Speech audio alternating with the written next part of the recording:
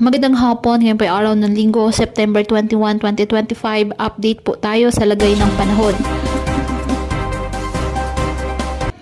Lumakas nga po at ganap ng super typhoon category ang bagyong Nando habang kumikilos west-northwestward sa may Philippine Sea. Taglay ng bagyo ang lakas ng hangin na aabot sa 185 km per hour at bugsong hangin na aabot sa 230 km per hour.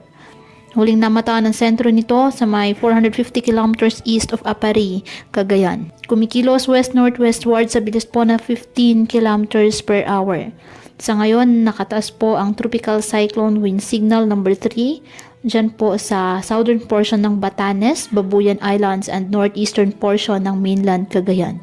Signal number 2 sa nalalabing bahagi ng Batanes, the rest of mainland Cagayan, the northern and eastern portion of Isabela, Apayao, Abra, Kalinga, the eastern portion of Mountain Province, Ilocos Norte, and the northern portion of Ilocos Sur. Habang signal number 1 sa nalalabing bahagi ng Isabela, Quirino, Nueva Vizcaya, nalalabing bahagi ng Mountain Province, Ifugao, Benguet, the rest of Ilocos Sur, La Union, Pangasinan, the northern and central portion of Zambales, Nueva Ecija, Tarlac, Aurora, the northern portion of Pampanga, the northern portion of Bulacan, and the northern portion of Quezon kasama na ang Pulilio Islands. Bukas po inaasahan ang hagupit o pagtama sa bahagi ng Batanes, Babuyan Island sa extreme northern Luzon ang sentro ng super typhoon Nando.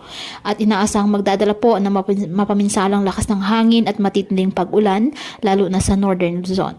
Inaasahang magdadala rin po ng mga pag-ulan at pagbugso ng hangin ang mahatakin nitong habagat sa iba pang bahagi ng Luzon, particular na sa kanlurang bahagi kasama po ang Metro Manila simula bukas.